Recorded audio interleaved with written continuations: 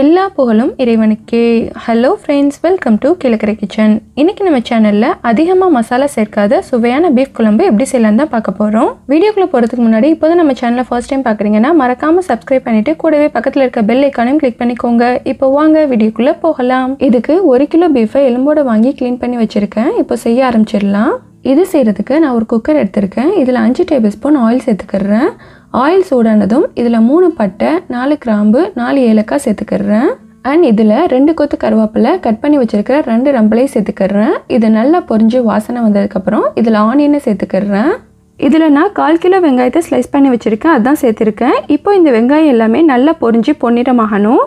வெங்காயம் colour change ஆகிறதுக்கு முன்னாடியே நம்ம மற்ற இன்க்ரீடியன்ஸை ஆட் பண்ணிட்டோம்டா வெங்காயம் குழம்புல முழுசாக இருக்கும். இது நல்லா கலர் சேஞ்ச் ஆனதுக்கப்புறம் தான் இதில் நம்ம இஞ்சி பூண்டு பேஸ்ட் ஆட் பண்ணணும். இப்போ இதில் ஃப்ரெஷ்ஷாக அரைச்சி எடுத்து வச்சுருக்கிற 4 டேபிள் ஸ்பூன் இஞ்சி பூண்டு பேஸ்ட் ஆட் பண்ணிக்கிறேன்.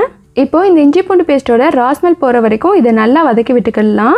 நம்ம ஜிஞ்சர் கார்லிக் பேஸ்ட் சேர்த்த உடனே கீழே அடிப்பிடிக்க மாதிரி ஆரம்பிச்சிடும். ஸோ அதனால் இதுக்கு தேவையான அளவு சால்ட்டும் இப்போவே சேர்த்துக்கிறேன். பீஃபில் ஃபேட்டும் கம்மி ரேட்டும் கம்மிங்கிறதுனால நிறைய பேர் இப்போ மட்டன் அவாய்ட் பண்ணிவிட்டு பீஃப் சாப்பிட ஆரம்பிச்சிட்டாங்க. இது ரொம்ப சிம்பிளான மெத்தட் தான். நம்ம இதில் மசாலா அதிகமாக சேர்க்க போகிறது இல்லை.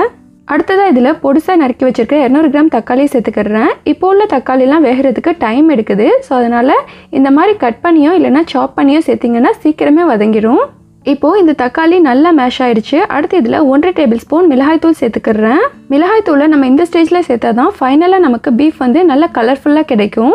மிளகாய்த்தூள் சேர்த்து இதை நல்லா வதக்கி விட்டதுக்கப்புறம் இதில் க்ளீன் பண்ணி வச்சுருக்கிற 1 கிலோ பீஃபை சேர்த்துக்கிறேன். நான் எப்போவுமே எலும்பில்லாத பீஃபில் தான் உங்களுக்கு ரெசிபி செஞ்சு காமிச்சிருக்கேன். இந்த தடவை எலும்போடு சேர்த்து வாங்கியிருக்கேன். எலும்புள்ள பீஃப் இப்போ தான் ஃபஸ்ட் டைம் வாங்கியிருக்கேன். ஸோ இதில் உங்களுக்கு குக் பண்ணி காமிக்க போகிறேன். இப்போ இந்த பீஃபை மசாலாவோடு சேர்த்து நல்லா மிக்ஸ் பண்ணி விட்டுக்கோங்க. மட்டனும் பீஃபோ எலும்போடு சாப்பிட்டா தான் நல்லாயிருக்கும் அப்படின்னு கடைக்காரர் சொன்னான்னு சொல்லிட்டு இன்றைக்கி எலும்போடு வாங்கிட்டு வந்துட்டாங்க. இப்போது பீஃபை மசாலாவோடு நல்லா பிரட்டியாச்சு. அடுத்து இதில் 100 ml கெட்டியான தயிர் சேர்த்துக்கிறேன். அண்ட் ஒரு பெரிய சைஸ் பச்சை மிளகாயும் சேர்த்துக்கிறேன். பெரிய மிளகாய் இருந்தால் 1 சேர்த்துக்கோங்க, சின்னதாக இருந்தால் 2 சேர்த்துக்கோங்க. வேலை சீக்கிரம் முடிஞ்சிருங்கிறதுக்காக வேண்டி குக்கரில் எல்லாத்தையும் மொத்தமாக சேர்த்துட்டு குக் பண்ணுவாங்க. அந்த மாதிரி குக் பண்ணுறதை விட இந்த மாதிரி எல்லாத்தையும் தனித்தனியாக சேர்த்து வதக்கிட்டு குக் பண்ணும்போது இது ஒரு தனி டேஸ்ட்டில் கிடைக்கும்.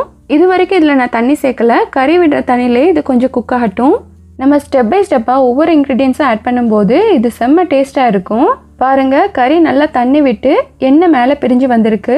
இப்போ இது ஒரு 20% தான் குக் ஆகிருக்கும். இன்னும் ஒரு 80% குக் ஆகணும்.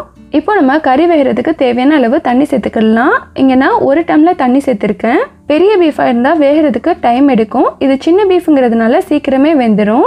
தண்ணி சேர்த்துட்டு இதை நல்லா கலந்து விட்டுக்கோங்க. நம்ம இந்த அளவு தண்ணி சேர்த்தா போதும். ரொம்ப தண்ணியாக இருந்தால் நல்லா இருக்காது. ஒவ்வொரு குக்கருக்கு ஏற்ற மாதிரி விசில் மாறுபடும். இப்போ இதை நான் மூடி போட்டு வெயிட் போட்டு ஒரு 5 விசில் வச்சுக்கிறேன். நீங்கள் உங்கள் குக்கருக்கு ஏற்ற மாதிரி விசில் வச்சுக்கோங்க. சப்போஸ் வேகலைன்னா திரும்பவும் நம்ம குக் பண்ணிக்கிடலாம். இப்போது 5 விசில் வந்துடுச்சு. ஸ்டவ் ஆஃப் பண்ணிவிட்டு ஒரு 10 மினிட்ஸ் கழிச்சு மூடி ஓப்பன் பண்ணுறேன். வாவ், கலர்ஃபுல்லான செம்ம டேஸ்டியான பீஃப் குழம்பு ரெடி ஆயிடுச்சு.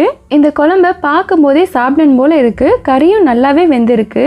ஓகே ஃப்ரெண்ட்ஸ், இந்த வீடியோ எல்லாருக்கும் யூஸ்ஃபுல்லாக இருந்திருக்குன்னு நம்புகிறேன். வீடியோ பிடிச்சிருந்தா please like, comment, share and subscribe my channel. Thank you.